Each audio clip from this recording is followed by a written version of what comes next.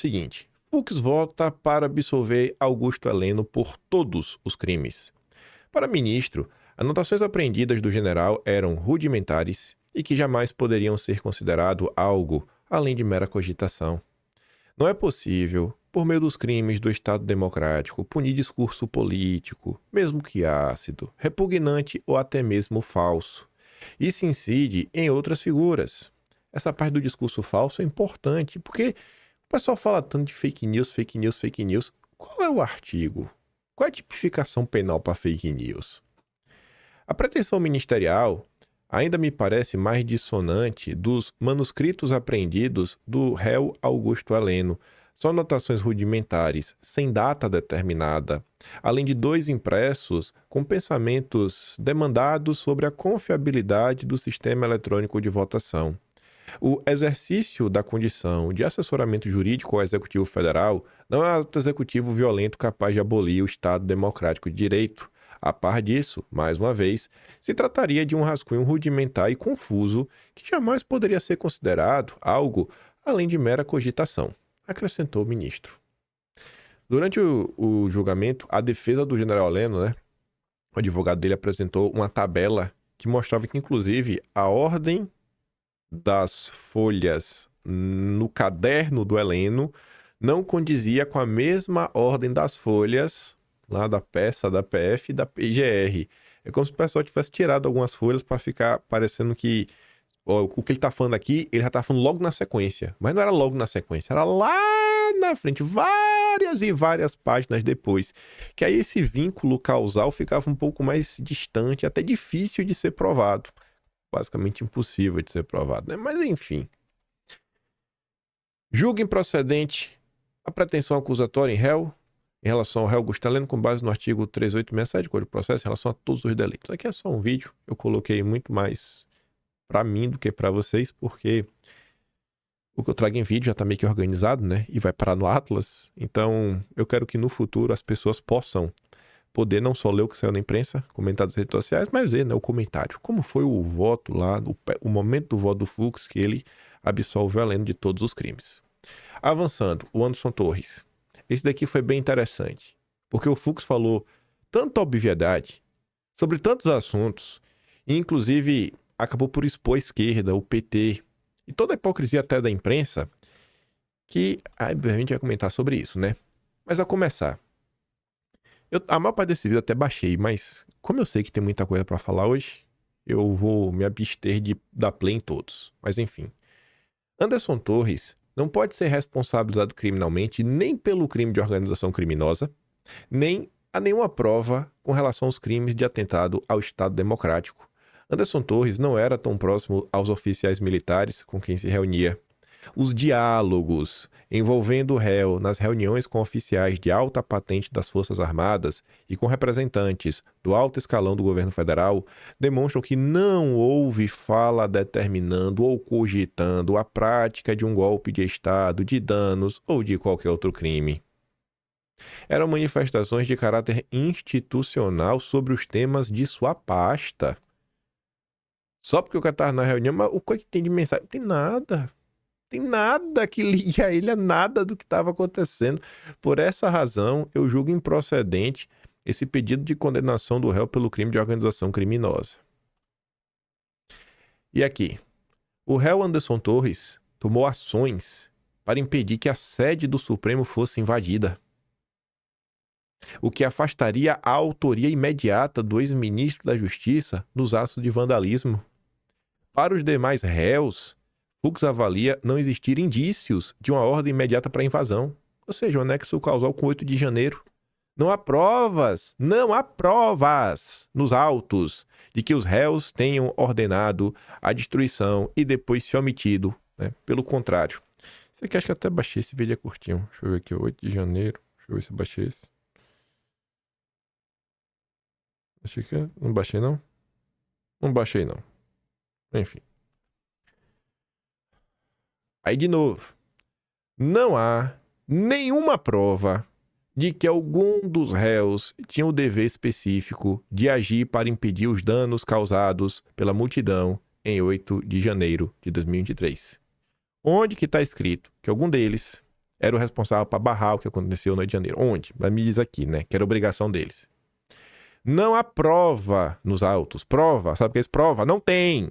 De que os réus tenham ordenado a destruição. Vai lá, quebra tudo no Rio de Janeiro e depois ser omitido. Pelo contrário, há evidências de que assim que a destruição começou, um dos réus tomou medidas para evitar que o edifício do Supremo fosse invadido. Quem? O Anderson Torres. E eu posso atestar isso pelas provas dos autos que o réu Anderson Torres assim agiu. As provas o inocentam. O cara não estava no Brasil. Vocês lembram que o Anderson Torres, ele teve ordem de prisão decretada quando ele estava nos Estados Unidos? Que ele já havia comprado passagens, férias. O funcionário público tem que se programar. Ele tinha comprado em novembro do ano anterior, de 2022, ou até mesmo antes. Veio, se entregou numa boa, tudo mais. E as mensagens mostram ele preocupado com o que está acontecendo, os atos de vandalismo. Gente, é um absurdo. Aí você vê o cara falando o óbvio. Aí fica todo mundo assim, ó, meu Deus. A surpresa nesse Brasil... Nós chegamos no ponto que a população fica surpresa quando vê alguém falando a verdade. A população fica surpresa quando vê alguém falando a verdade. Aí mais, é o dedo na ferida, sabe? Ao longo da semana passada, e dessa semana também, nesta semana, diversos jornalistas pontuaram uma mesma questão. Até o momento, ninguém apresentou nenhuma prova concreta, conectando o Bolsonaro e toda essa turma ao 8 de janeiro. Vários jornalistas comentaram sobre isso. E ao longo do ano já haviam comentado, até mesmo jornalista da Globo, o Pablo Hortelado já tinha comentado isso lá na Globo. Tô começando a ficar nervoso falando isso daí, falar, eu não vou mostrar. Maria, eu odeio falar de coisa e não poder mostrar. Ai. Deixa eu ver aqui, ó. Pablo Hortelado, 8 de janeiro, prova, não sei se tá assim. Aí, já apareceu já. Já apareceu. Pronto. Posição sobre 8 de janeiro é a principal disputa política do país. Nem a justiça nem a imprensa conseguiram comprovar para o público que havia um propósito golpista, né? Pablo Hortelado. Setembro do ano passado. Mas tudo bem. Então, isso é uma posição que muita gente já tinha comentado, sabe? Cara, pelo amor de Deus. Pelo amor de Deus. Não tem nenhum mandante, não tem nada. Não tem nenhum vínculo causal. Como conectar todo esse... Foi apenas um ato de vandalismo. Uma manifestação que começou de um jeito e desencambou num ato de vandalismo. É só isso que aconteceu. Não é parte de um plano maquiavélico. Aí o Fux precisou relembrar isso ontem e apontar tudo a hipocrisia. No Supremo, Fux faz paralelo entre black blocs e outros atos como, né, o 8 de janeiro. Com o 8 de janeiro. Fux citou manifestações violentas realizadas durante a história democrática brasileira que não foram consideradas crimes e as comparou com os atos de 8 de janeiro. Fux citou casos como o do Black Bloc em 2013. Era Dilma, era petista pode tudo. Após enumerar vários casos de protestos com violência, Fux emendou. Agora vem a perplexidade. Em nenhum desses casos, em nenhuma dessas manifestações, se cogitou de imputar a seus responsáveis os crimes previstos da segurança nacional, afirmou Fux ao comparar esses atos com o 8 de janeiro.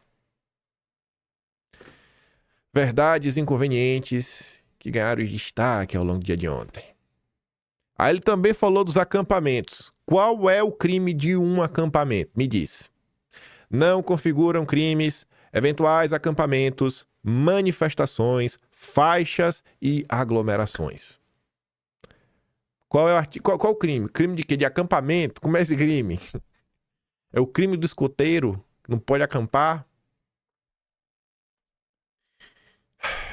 E aí ele fala também sobre a história da BIM paralela. Fux analisou a acusação sobre a criação de uma BI paralela durante a presidência de Bolsonaro. Nada obstante, o Ministério Público possa cogitar desvio de finalidade no emprego de recurso desse órgão público, a atividade de coleta e análise informacional, ainda que por meios reservados, não tem nenhuma aptidão para configurar o crime. É um negocinho que às vezes é estranho. Não, olha só, um órgão de inteligência está fazendo relatório de inteligência. Ele também vai falar sobre quem tinha acesso a isso, quem não tinha, se tinha vínculo causal, se Bolsonaro sabia do que estava acontecendo, sabe? Mil e uma coisas que você vê, bicho, no final do dia é absurdo atrás de absurdo. Essa questão da BIM paralela, você vê que tiveram pessoas que nem eram da BIM que estavam envolvidas nisso. Teve um rapaz que foi preso, eu não lembro o nome dele, Richard, eu acho, o nome desse, sobrenome eu esqueci agora. O cara é uma pessoa comum na internet. O cara juntava informação de site, coisa e tudo mais. Aí botava tudo junto num arquivo de Word e salvava como PDF, pronto.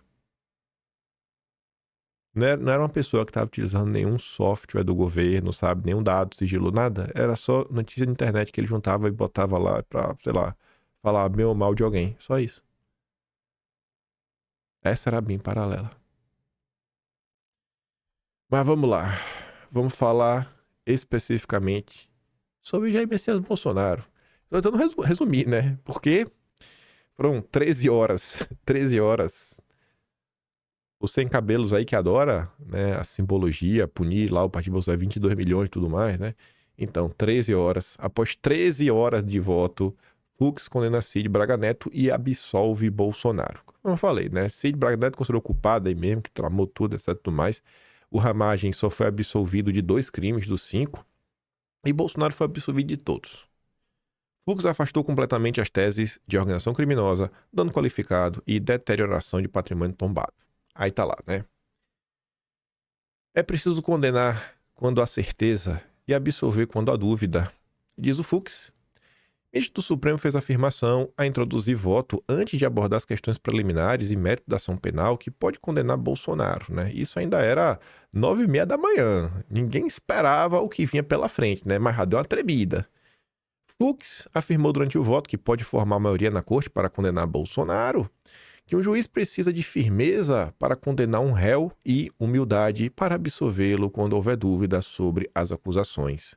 Aspas, no juiz criminal reside a maior responsabilidade da magistrada, de firmeza para condenar quando houver certeza e, o mais importante, de humildade para absolver quando houver dúvida.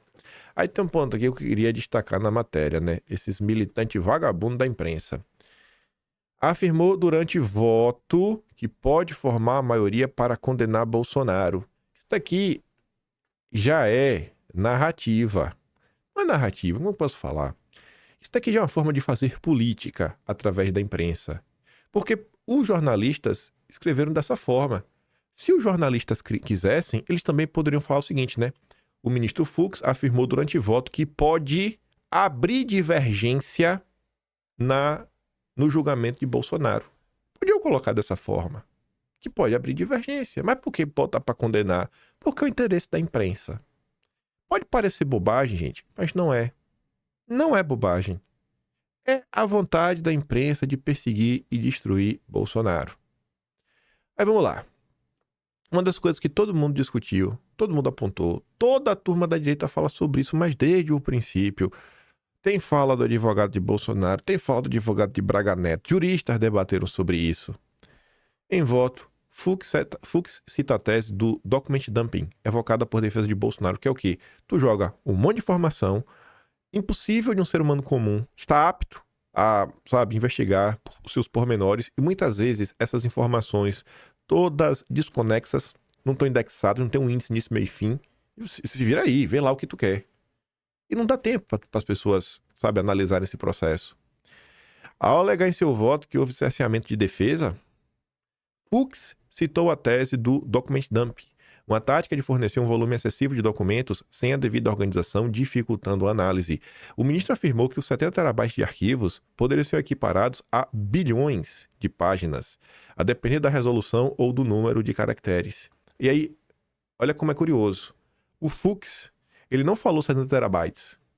Aqui é uma escolha do jornalista. O Fux colocou essa informação de um jeito que eu acho que tem um peso maior no ouvido das pessoas. Ele usou porque o tera, enfim, né? Pega o seguinte, é porque você começa, na verdade, byte, aí tem kilobyte. Kilobyte não se usa mais, era na época do disquete. Era 10 a terceira, né? É unidade de mil, milhares. Aí depois do quilo vem mega, da física, que seria 10 a sexta, né? Que seria trabalhando já com milhão. Depois do quilo, você vem giga, que seria 10 a nona, e depois tera, que seria 10 a décima segunda. Então, o que é que o Fux fala? Ao invés dele falar 70 terabytes, ele fala 70 milhões de megabytes. E ele tá certo nessa quantificação. Um leigo que não acompanha, sabe? E não sabe o que é computação, não sabe nada de computador. Quando escuta 70 terabytes, não sei, né? Sei lá o que é terabyte. Agora imagina ouvir 70 milhões de megabytes. Ele fica, o cara só sabe que é byte. Byte de computador. Meu Deus, 60 milhões.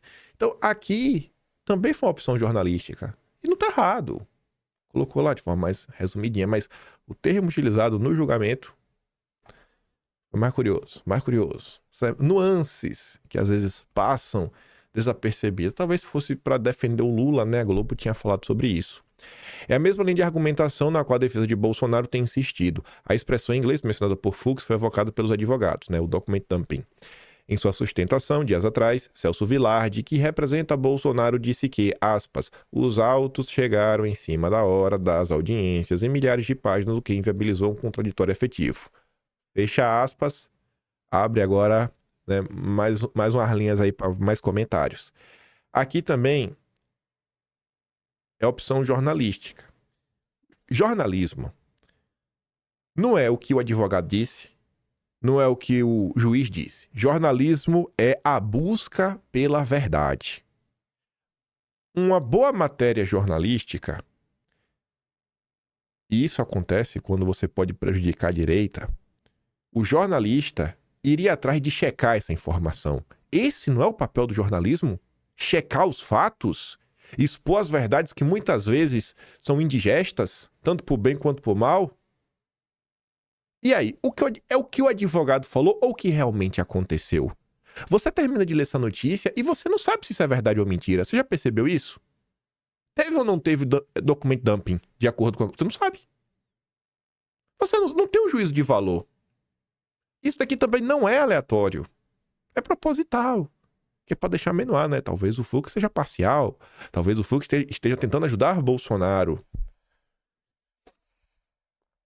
Essa situação... eu tô na dúvida se foi no início desse mês, porque já tá no dia 11. Eu acho que foi no mês passado. Deixa eu dar aqui uma olhada. Fux vota para anular todo o processo, todo, por falta de competência do Supremo para julgar os réus. Isso não diz para todo mundo assim, choque, né? Aqui só estão reportando o ocorrido. Em sua manifestação, Fux argumentou que os réus não são pessoas com prerrogativa de foro privilegiado, ou seja, não têm direito a julgamento em uma instância superior. Também acrescentou que mesmo se o Supremo tivesse de julgar a ação, não seria a primeira turma, mas o pleno, os 11 ministros. Aí veja. Passado meia hora, aqui é o vídeo, na verdade, né? Fux votou a favor do envio do processo da trama para a primeira instância e a nulidade de toda a ação penal por considerar que a maior parte dos réus já não tem mais foro especial. Botei esse vídeo também para guardar para a posteridade. Mas vamos lá. Passado um tempinho, só um pouquinho a mais, 2 da tarde, né? 4 horinhas depois, quase 5 horinhas depois, Fux cita pactos internacionais e abre caminho para recurso. Dizem defesas. Em 5 horas, a turma começou a quantificar o quão importante pode ter sido essa decisão do Fux. Dentre os muitos pontos favoráveis no voto do Fux, um em especial que eu não gosto das defesas dos réus na suposta trama golpista. As menções feitas por ele a acordos internacionais dos quais o Brasil é parte. Pouco antes do intervalo para o almoço, Fux mencionou 2. O Pacto Internacional sobre os Direitos Civis e Políticos de 66 e o Pacto de San José de 1978.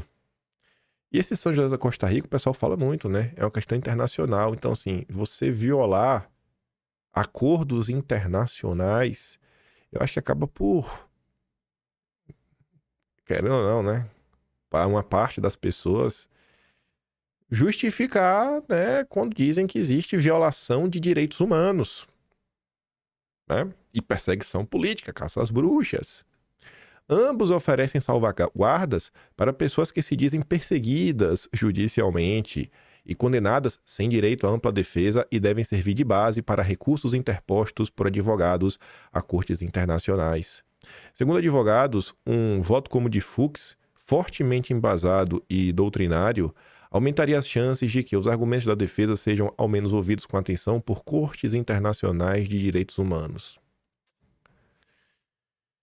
Ao citar o Pacto de San José, Fuchs citou que ele impõe comunicação prévia e pormenorizada sobre a acusação formulada. Isso, segundo o ministro, não ocorreu com delitos como os ataques de 8 de janeiro de 2023. Ele mencionou também que o Pacto Internacional sobre Direitos Civis e Políticos assegura que toda pessoa acusada de um delito tem direito à igualdade e às garantias de ser informado sem demora, numa língua que compreenda a natureza e os motivos da acusação. Aí eu pergunto para vocês, né? Quando o Lula foi preso lá atrás, e você está vendo que hoje você ainda tem a boa vontade dos americanos em relação a Bolsonaro e a Santa Magnitsky, né? Ontem foi o dia da Santa Magnitsky, né? Ela operou ontem, ela operou milagres. Na boa, gente. O Fux é o mesmo cara que condenou a galera do 8 de janeiro. Essa boa vontade do Fux, eu acho que tem nome, né? Magnitsky. É o Magnitsky entrando aí, né? Fazendo seu efeito. Mas lá atrás, que o Lula não tinha nada disso e foi rodar, e não vem me falar que essa pressão internacional não serve de nada. O Lula teve aí os seus jornalistas que colaram junto. Na época, uma das grandes vozes, né, que levaram as críticas do Lula aos 4 cantos do mundo foi o Pepe Escobar. Eduardo e Paulo Figueiredo falaram que vão rodar a Europa, etc, tudo mais. Mas eu pergunto para vocês. Lá atrás, o PT entrou em campo para ajudar essas pessoas. Você olha para a situação do Eduardo. O PL não quer ajudar nem Eduardo. O Duda Lima, que gasta um dinheiro com um monte de coisa que eu acho que é totalmente inútil. E eu fico de cara como o marqueteiro pode estar ganhando tanto dinheiro para ter condição de ir para Roland Garros, Mônaco, vestir roupas caras, relógios de luxo, né, rapaz? É um negócio assim que você fala, meu Deus, rapaz, esse negócio de marketing é muito bacana, né? Ganha muito dinheiro. Assim, cara, vocês não contratam sequer um assessor de imprensa internacional. O PL tem assessor de imprensa para ficar lá acompanhando o que acontece, o que sai no Brasil, tudo mais, cavar entrevista para quem é do interesse do PL, o que interesse quer falar. Quando o Valdemar quer ir na Globo News, o Duda Lima liga para André Sadi, liga para o pessoal lá, coloca o Valdemar lá. Tem uma pessoa que é de ouro, que você não pode nem criticar. Recentemente esteve com Tonê, que é o chefe de relações institucionais do Globo, vocês sabiam disso? Mas eu não posso criticar porque eu não vou dividir a direita. Então assim, quando quer, gente que tem jatinho, a mesma pessoa que tem jatinho consegue se encontrar com a Globo. Mas quando é para ajudar Bolsonaro, ninguém se mexe. Aqui é aquela informação que na verdade essa da Globo dá até para provar. Saiu na imprensa, na conta do Igor Gadelha, inclusive. Não sei se o Gadelha disse que foi para se encontrar com o Tonê, mas eu tô falando foi com o Tonê o encontro, que é o número 1 do lobby da Globo, com a classe política. Mas não vamos dividir a direita, né? Não vamos dividir a direita. Mas enfim, Duda Lima, cara, cadê alguém para manter relacionamento de imprensa? Para quando tiver interesse, sair. Wall Street Journal, não tem lá o Greg não é vocês que acionam. E ela já comentou muito sobre o caso do Felipe Martins. Financial Times, The New York Times, né, The Guardian. Você não conversa com ninguém? Telegraph. Se move aí, irmão. Sabe? Parece até que o interesse do Duda Lima e do Valdemar é enfiar Bolsonaro na cadeia. Essa informação é real da Globo, viu? Eu não vou dividir a direita. Pesquisa lá no Igor dele, a ver se tu não acha. Fux dá um presente jurídico e outro político a Bolsonaro. 1 horinha depois.